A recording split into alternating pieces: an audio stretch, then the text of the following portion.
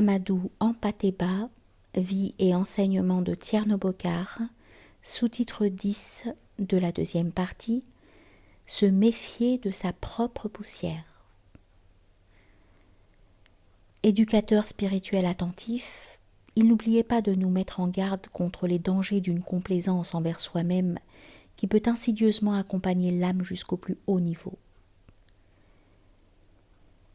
Quelle que soit la race d'un homme, lorsque l'esprit cristallise en lui par l'effet de l'adoration de Dieu, son âme devient semblable à un diamant mystique. La couleur ou la naissance d'un tel homme n'influe en rien sur la qualité de sa lumière spirituelle.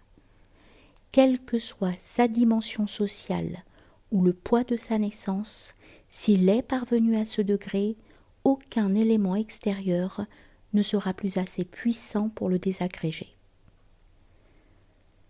Aux adeptes qui ont atteint ce degré, il ne reste qu'une recommandation à faire: se méfier de sa propre poussière, c'est-à-dire de l'admiration pour ce qui vient de soi-même. L'admiration de soi, si subtile et cachée soit-elle, peut pervertir l'âme de l'adorateur, même s'il est parvenu au degré spirituel dit de diamant, où irradie la lumière sans couleur et sans forme du nom caché de Dieu. Quand une âme accède à la vraie foi, elle se tient inclinée par modestie, tel un cavalier sur un coursier lancé à grande vitesse. Une âme emplie de Dieu ne se tient jamais droite et hautaine sur sa pointe. Craignant une chute toujours possible, elle s'inclinera tout en tournant rapidement autour de la vérité.